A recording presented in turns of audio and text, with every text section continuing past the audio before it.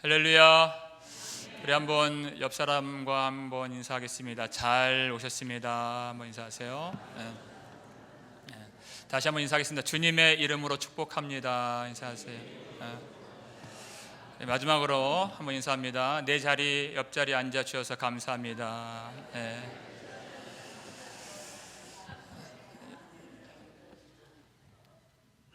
하나님 요나에게 너는 니느웨로 가라 명령하셨죠. 그런데 그 명령을 어기고 다시스로 가는 배를 탔습니다. 그런데 그 계획대로 되지 않았어요.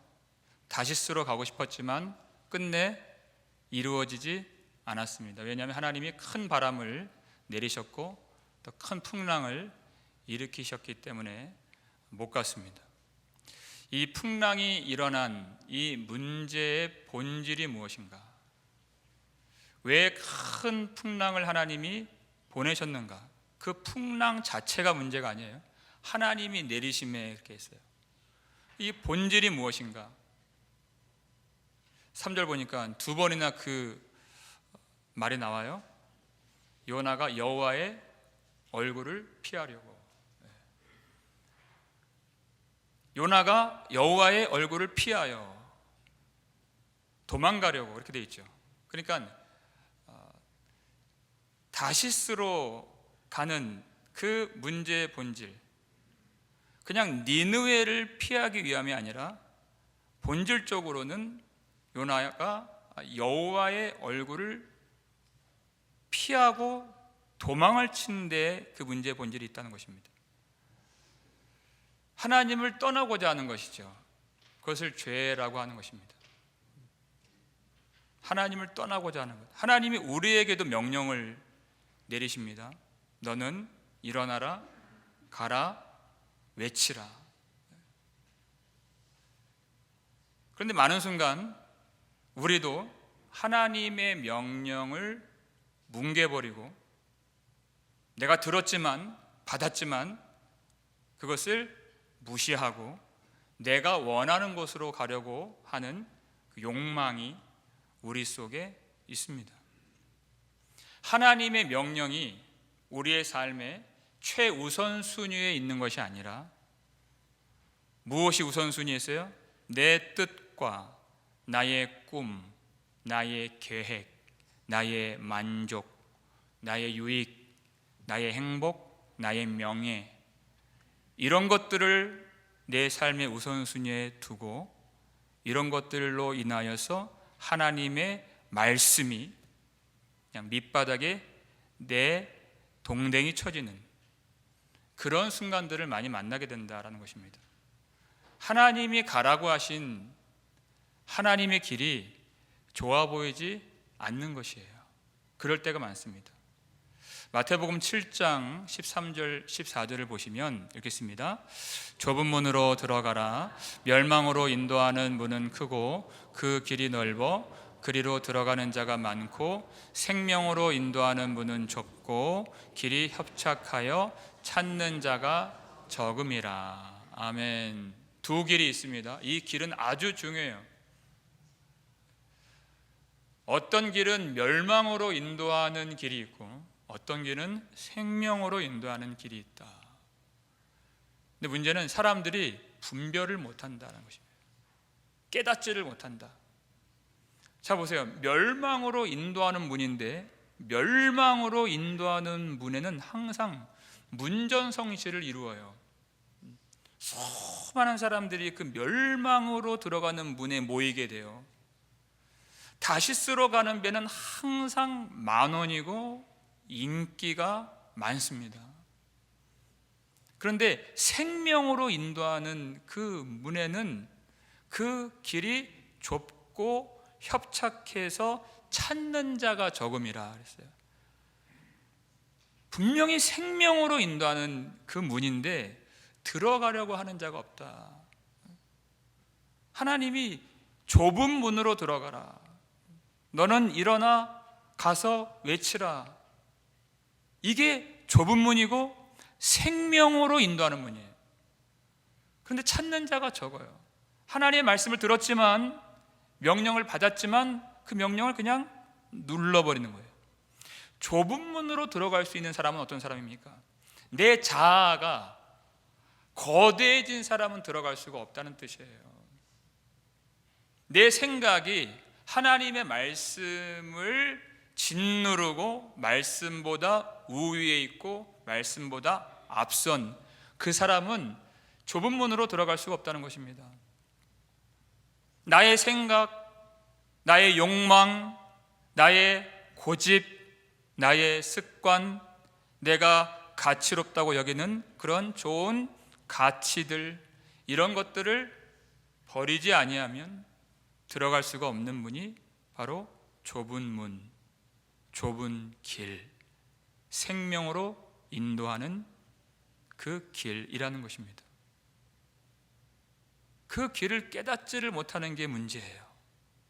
그러니까 하나님이 큰 바람을 내리심에 풍랑을 일으키신 이 일은 그 풍랑 자체가 문제가 아니라는 것입니다. 요나는 다시스로 가기를 원했어요. 거기는 멸망의 길이에요.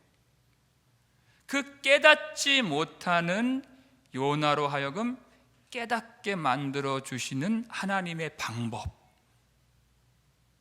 자기 스스로는, 자기 의지로는 참 길로 나아가지 못하는 요나를 인도하시는 주님의 손길, 그게 바로 하나님이 내려주신 큰 풍랑이었다는 것입니다. 하나님이 풍랑을 보내지 않으셨더라면 요나는 어디까지 갔을까요? 평안하게 다시스라고 하는 멸망의 포구까지 도달했을 겁니다. 거기는 죽음의 길이에요. 멸망의 포구예요.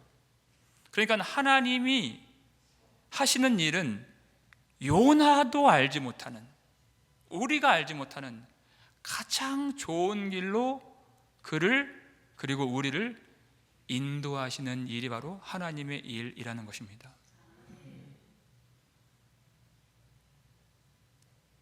하나님이 풍랑을 보내신 그 목적, 그 풍랑의 목적은 요나를 두렵게 하심이 아닙니다. 그냥 그 배를 깨뜨리시는 것이 목적이 아니라, 요나를 죽이시는 것이 목적이 아니라 요나로 하여금 돌이키게 하시는 것, 그 돌이킴이 목적이에요. 자기 스스로는 할 수가 없는 것이 바로 돌이킴인 것입니다. 이 일이 얼마나 중요합니까? 여러분, 교회를 다니고 예배를 드리는 사람이 성도입니까? 하나님의 사람이라 함은 교회를 출석하는 사람이 하나님의 사람입니까? 더 엄밀하게 정확하게 말하자면 하나님께로 돌이킨 사람을 말하는 것입니다. 돌이킨 사람이에요. 많은 사람들이 교회에 나와서 하나님께 복을 구해요. 내 인생이 평안하기를 원하는, 축복을 구하고 평안을 구하고 형통을 구하고 그렇게 기도를 합니다만, 여러분, 하나님 앞에서 돌이키지 않는다면 그 어떠한 복도 우리에게 참된 복이 될 수가 없어요. 하나님의 얼굴을 피해서 가는데 그 평안과 형통과 그 모든 좋은 것들이 무슨 복이 되어 멸망의 길로 가는데, 돌이키지 않는다면 복이 될 수가 없는 거예요.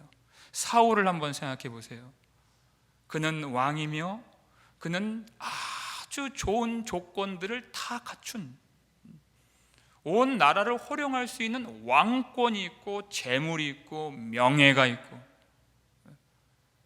아주 좋은 것들을 다 갖추었지만 한 가지가 없었습니다. 무엇이 없습니까? 돌이킴이 없었습니다.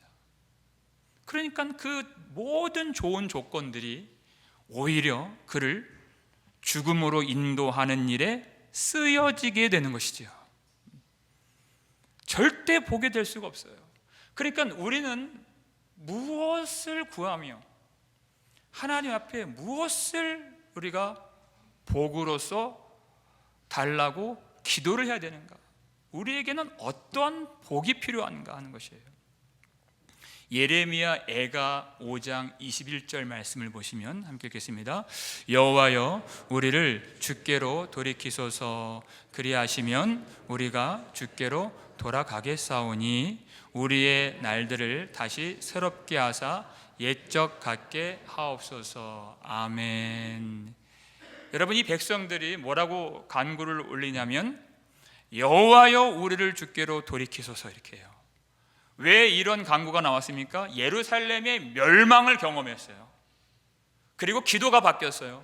하나님 우리를 축복하소서, 우리를 평안케 하소서, 우리를 형통케 하소서. 그런 기도가 이제는 다 물러가고 여호와여 우리를 주께로 돌이키소서예요. 이게 진짜 중요하다는 걸 알게 되었어요. 또 한 가지, 우리 스스로는 하나님께로 돌이키는 것이 이토록 중요한데 우리의 스스로는, 우리의 힘으로는 하나님께 돌이킬 수 없다는 것을 알게 되었어요. 그래서 하나님 우리를 돌이키소서. 그리하시면 우리가 주께로 돌아가겠습니다 라는 고백이죠. 하나님이 은혜를 주셔야, 하나님이 돌이켜 주셔야, 돌이키게 하셔야 우리가 하나님께로 나아갈 수가 있습니다. 모든 것이 하나님의 은혜라는 것이에요. 회개는 나의 의지로, 내 지혜로, 내 감성으로, 내 능력으로 되는 것이 아닙니다. 하나님 우리를 돌이키소서. 하나님이 돌아오게 하시는 일이에요. 하나님이 은혜를 베풀어 주셔야 가능한 것이 돌이킴인 것입니다. 요나가 그 하나님의 손에 붙잡힌 바 되어 있다는 것입니다. 하나님이 왜 이 풍랑을 보내셨는가? 그는 스스로 돌이킬 수가 없어요. 그래서 하나님이 큰 바람을 보내주신 것이죠. 그래 요나가 뭐라고 얘기를 합니까? 나를 들어 바다에 던지라. 그리하면 바다가 너희를 위하여 잔잔하리라. 이 문제는 나와 하나님 사이의 문제라는 것이에요. 누구도 개입할 수가 없고 다른 방법으로는 해결받을 수가 없는, 나를 들어 바다에 던지라 그랬어요. 이 사공들이 어떻게 해서든 요나를 빠뜨리지 않으려고 온갖 애를 써요. 그건 다 허사가 되죠. 그들이 개입할 수가 없어요. 도움을 줄 수가 없어요. 왜? 하나님의 뜻이 바로 요나에게 있었고 요나가 바다에 빠지는 데 있었기 때문이다. 그 하나님의 뜻을 무엇으로도 막을 수가 없다는 것을 알게 되었어요. 무엇으로도 막을 수 없다. 하나님과 타협을 할 수가 없다.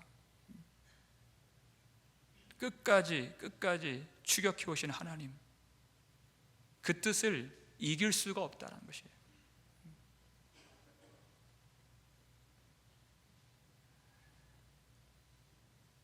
그때 이 요나가 그 심경이,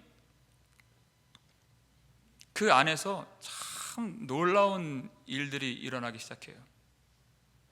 12절 마지막을 보니까요, 너희가 이 큰 폭풍을 만난 것이 나 때문인 줄을 내가 아노라 이렇게 고백을 해요. 나 때문인 줄을 내가 아노라. 요나가 어떤 사람이었습니까?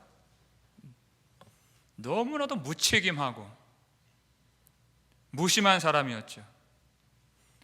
이 배가 깨질 정도로 풍랑이 일어나는데 그것을 보고서도 배 밑층에 내려가서 깊은 잠에 빠졌던 무감각한 사람이었어요. 나 몰라라 했던 사람이었습니다. 그런데 하나님이 추격해 오시고 막다른 골목으로 몰아가시고 선택의 여지가 없게 만들어 주시는 거예요.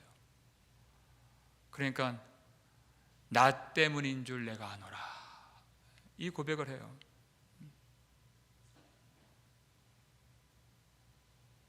다른 방법이 없다는 것입니다. 더 이상 숨을 데도 없고 선택의 여지가 없는, 하나님이 숨어버린 요나를 그 손으로 끄집어 내고 계시기 때문에. 여러분, 우리가 하나님께 받을 복이 무엇이냐? 여러분은 하나님이 어떤 손길을 받기를 원하십니까? 다윗이 아주 신기한 주님의 손길을 경험했어요. 시편 32편 3절 4절 말씀이죠. 읽겠습니다. 내가 입을 열지 아니할 때에 종일 신음함으로 내 뼈가 쇠하였도다. 주의 손이 주야로 나를 누르시오니 내 진액이 빠져서 여름 가뭄에 마름같이 되었나이다. 아멘. 이제까지 다윗이 경험했던 주님의 손은 원수들에게서 건져주시는 구원의 손이었어요. 모든 위험에서 그를 붙들어 주시는 능력의 손이었어요. 근데 그 주의 손이 어떻게 경험됩니까? 주의 손이 주야로 밤낮으로 나를 누르시오니 그랬어요. 여러분, 주님의 손이 얼마나 무겁습니까? 그 무거운 주님의 손으로 다윗을 밤낮으로 짓눌러 버리시는 거예요. 그러니까 자신이 진액이 다 빠져서 여름 가뭄에 마름같이, 마른 풀같이 말라 비틀어지게 되었나이다. 왜 그렇게 하십니까? 왜 그 손으로 누르세요? 내가 입을 열지 아니할 때. 그 구원의 손길이 왜 나를 누르시는 손이 되었나? 다윗이 범죄한 게 있습니다. 이것을 토설하고 자복하고 버려야 되는데 다윗은 그것을 숨기길 원했어요. 여러분, 우리가 다 그래요. 그걸 숨기기에만 급급해요. 그냥 남들이 모르게, 알려지지 않도록 숨기려고만 하는 거예요. 우리의 습성은 입을 열지 않습니다. 고백을 하지 않아요. 그러니까 그것이, 그 죄를 숨기는 일이, 죄를 고백하고 버리는 일이 반드시 필요한데 다윗이 버티고만 있는 거예요. 그 일이 얼마나 고통스러운지요. 종일 신음함으로 그랬어요. 나는 그 죄를 숨기기를 원해서 숨겼는데 그 죄가 내 속에서 너무나도 큰 고통을 가져다 줘요. 종일 신음함으로 내 뼈가 쇠하였도다. 그러죠. 그런데도, 그렇게 죽어가는데도 회개를 못해요. 그래서 주의 손이 나타나서 주야로 나를 눌러주신다는 것이에요. 겉으로 볼 때는 그 주의 손이 어떤 손 같습니까? 눌러서 죽이려고 하는 손 같아요. 진액이 다 빠져서 여름 가뭄에 마름같이 완전히 말라 죽이는 손 같아요. 근데 그 내용에 있어서는 어떤 손이에요? 그를 살려주시는 손이죠. 그로 하여금 회개케 하시는 손이다라는 것이에요. 그러니까 하나님이 죽일 듯이 풍랑으로 요나를 쫓아오세요. 정말 죽이시는 것 같아요. 배가 깨질 지경이에요. 그런데 사실은 요나를 죽이려고 그렇게 풍랑으로 쫓아오신 것이 아니라 무엇입니까? 요나가 할 수 없는, 스스로 돌이킬 수가 없는, 그를 돌이키게 하시는 주님의 손길이었다는 것입니다. 요나가 그런 고백을 할 때 이 사공들이 어떻게 해도 방법이 없다는 것을 깨닫고 그들도 여호와 하나님께 두 손 들고 항복했어요. 그게 14절 말씀이죠. 14절 읽겠습니다. 우리가 여호와께 부르짖어 이르되 여호와여 구하고 구하오니 이 사람의 생명 때문에 우리를 멸망시키지 마옵소서. 무죄한 피를 우리에게 돌리지 마옵소서. 주 여호와께서는 주의 뜻대로 행하심이니이다 하고. 아멘. 무리가 여호와께 부르짖어 이르되 그랬어요. 부르짖어 이르되. 아직 요나는 하나님께 부르짖어 기도하지 않습니다. 근데 이방인들이 지금 부르짖어 이르되, 너는 일어나 가서 외치라 할 때 외치라가 카라라고 하는 히브리어 동사예요. 여기서 부르짖어, 이 동사가 바로 카라인 것입니다. 요나가 외치지 않고 부르짖지 않는데 이방인들이 지금 하나님께 간절히 주여 하고 부르짖고 있는 것이에요. 외치고 있는 것이에요. 왜 그래요? 하나님을 두려워하기 시작했기 때문입니다. 하나님을 인식하기 시작했기 때문에. 하나님을 두려워하기 시작했다. 여러분, 왜 교회가 타락에 빠집니까? 그 이유는 한 가지. 하나님을 두려워하지 않기 때문에. 왜 탐욕에 빠져요?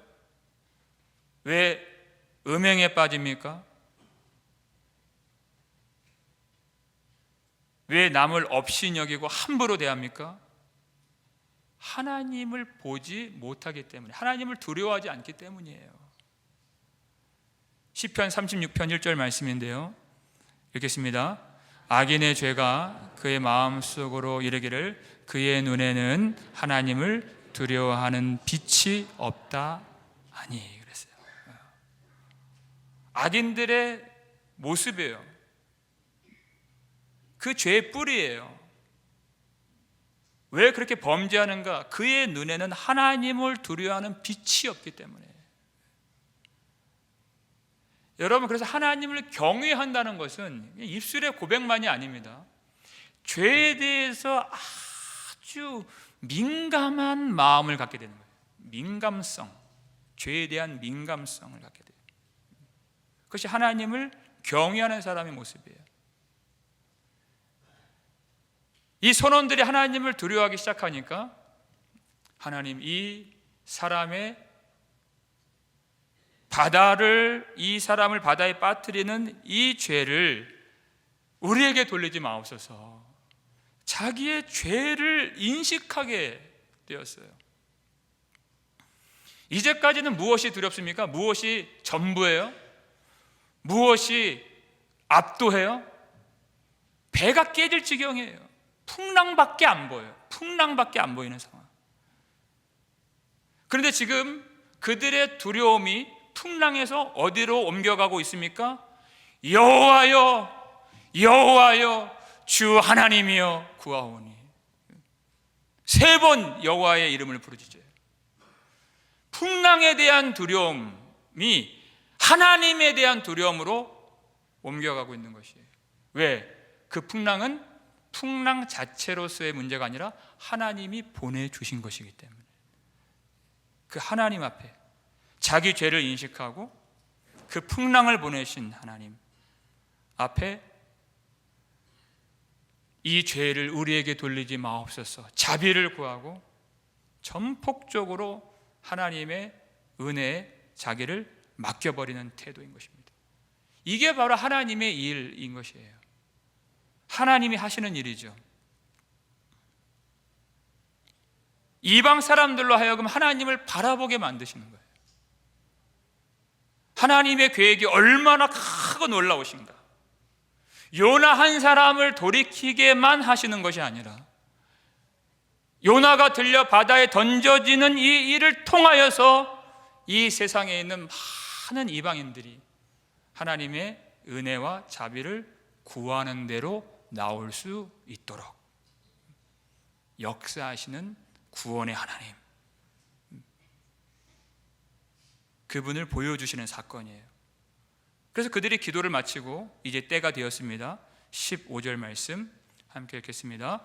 요나를 들어 바다에 던짐에 바다가 뛰노는 것이 곧 그친지라. 아멘. 요나를 들어, 번쩍 들었어요. 바다에 던짐에. 이 히브리어 원어로 보면 즉각적으로라는 의미가 여기 담겨 있는 거예요. 이 용어가 요나가 들려서 바다에 던져 멀어지니까 즉각적으로 바다가 뛰노는 것이 곧 그친지라. 거짓말같이 바다가 잔잔해지게 되었다라는 것입니다.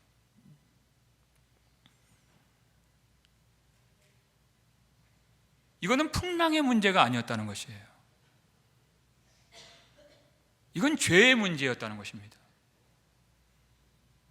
하나님은 그 죄를 반드시 추격하시고, 하나님은 그 죄를 반드시 처리하시는 분이시다라는 것입니다. 죄를 처리하세요. 어떻게?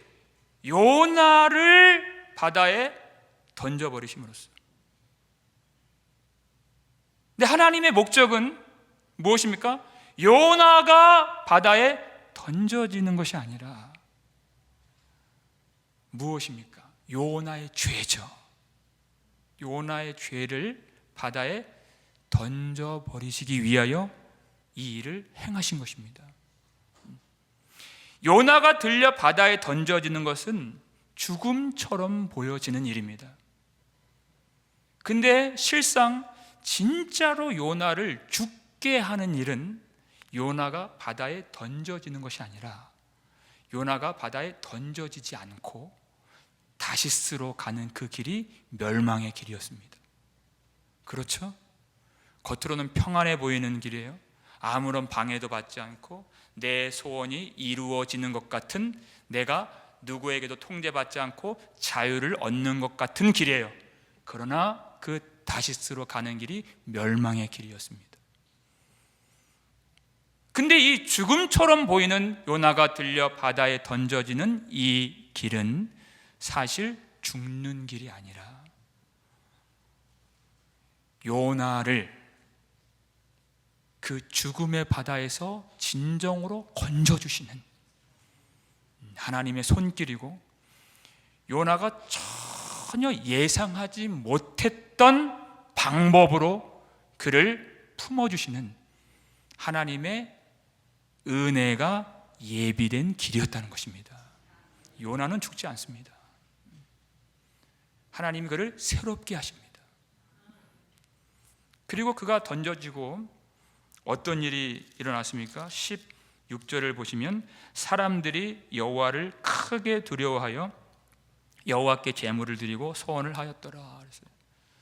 사람들이 그냥 하나님을 두려워만 한 것이 아니라, 이 사람들이 두려웠던 것은 혹시 요나를 집어 던진 그 죄를 책망하시고 돌리실까 봐 두려웠는데, 그런데 바다가 즉시로 잔잔해졌어요. 그러니까 하나님이 그들의 죄를 그들에게 돌리지 않으셨다는 것입니다. 그리고 하나님께 제물을 드리고 서원을 하고 예배를 드렸다는 것이에요. 그러니까 요나가 들려 바다에 던져지는 이 일을 통해서 하나님이 우리에게 무엇을 보여주세요?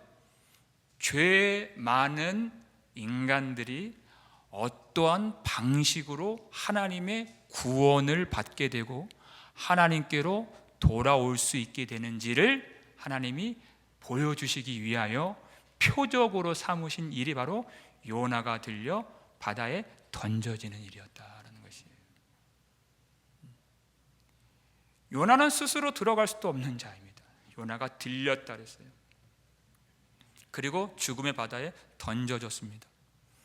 요한복음 3장 14절 보니까 모세가 광야에서 뱀을 든 것 같이 인자도 들려야 하리니 그랬어요.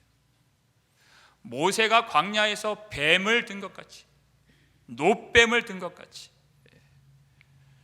인자도 들려야 하리니 그랬어요. 예수님이죠.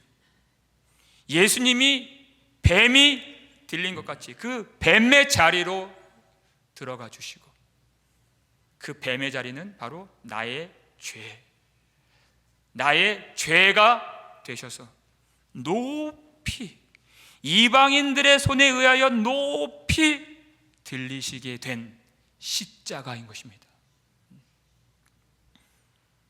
예수님이 못 박히신 그 십자가는 원래 누구의 자리입니까? 그건 우리가 들어가야 했던, 범죄한 우리가 마땅히 그 속에 들어가야 했던 우리의 자리, 우리가 받아야 했던 하나님의 진노, 하나님의 심판의 자리였어요. 그런데 죄가 없으신 하나님의 아들 예수님이 우리의 죄가 되시고 심판의 자리에 들어가 주심으로써 이방인들의 손에 높이 들려 십자가에서 죽임을 당하심으로써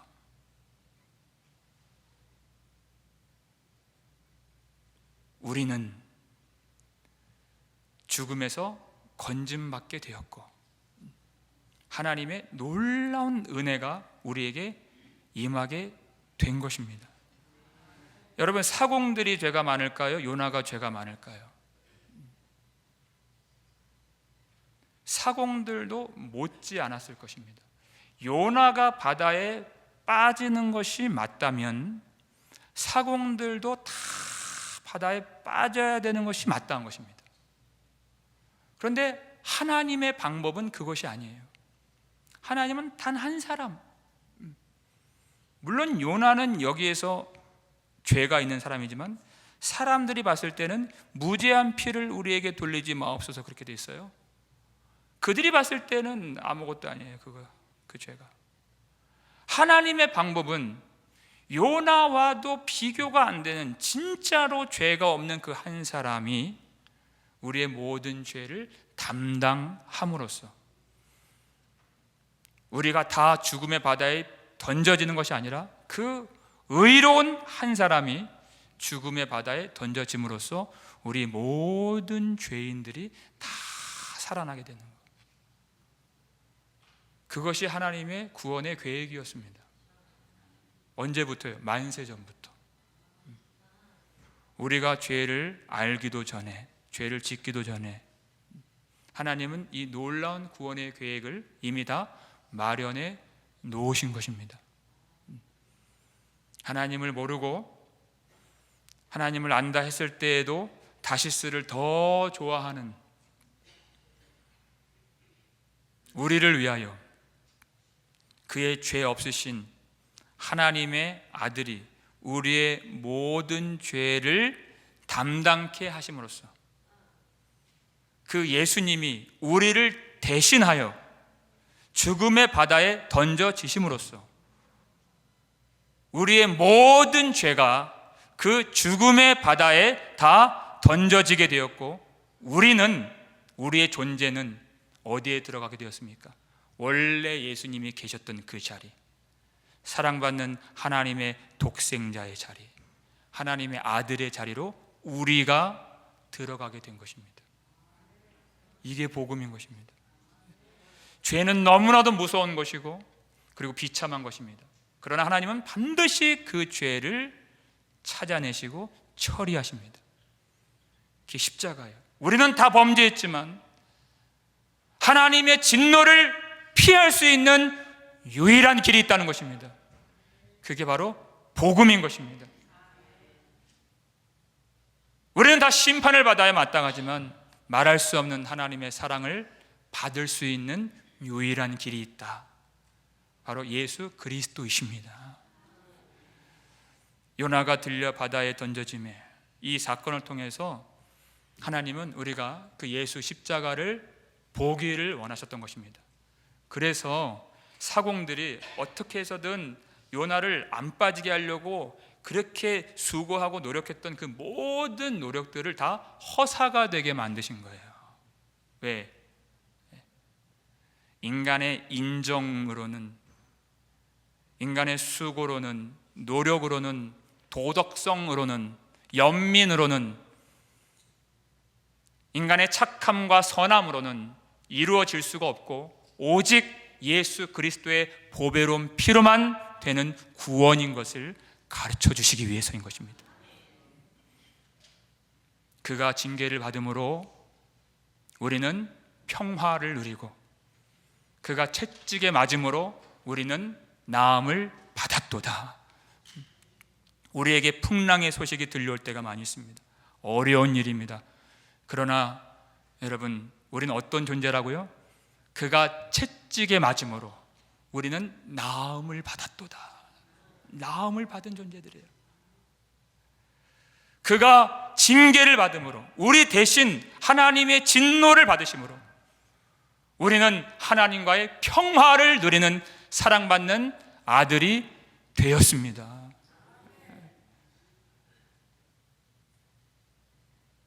예수님이 우리 대신 죽어주셨기 때문에 우리는 더 이상 결코 죽을 수가 없는 존재가 되었다는 것이죠. 영생을 받게 되었다. 죽을 수가 없다. 여러분, 그 영생을 누리실 수 있기를 주님의 이름으로 축원합니다. 질병의 소식들이 들려와요. 나에게도 그 소식이 옵니다. 여러분, 그 질병의 소식은 우리가 받은 영생의 복음보다 크지 않습니다. 절대 크지 않습니다. 우리 모든 인생의 풍랑을 십자가로 잔잔하게 만들어주신 사랑의 하나님을 바라보실 수 있기를 주님의 이름으로 축원합니다. 자기 아들을 아끼지 아니하시고 우리 모든 사람을 위하여 내주신 이가 어찌 그 아들과 함께 모든 것을 우리에게 주시지 아니하겠느냐 그랬어요. 아들을 주신 하나님, 아들을 주셨다는 것은 모든 것을 주셨다는 것입니다. 절대 우리를 놓아버리지 않으시겠다는 것입니다. 아가서 8장 7절 보니까 많은 물로도 이 사랑을 끌 수가 없고 홍수라도 삼키지 못하나니 하신 그 사랑 의지하여 여러분 두려움에서 벗어날 수 있기를 주님의 이름으로 축원합니다. 자기 아들을 내어주신 그 사랑 힘있고 모든 삶의 풍랑에서 넉넉히 이기실 수 있기를 주님의 이름으로 소원합니다. 우리 대신 십자가에서 죽으신 그 사랑 의지하여서 하나님이 내려주시는 돌이킴을 받고 회개함을 받아서 영원토록 하나님을 찬송할 수 있는 저와 여러분 되시기를 주님의 이름으로 축원합니다.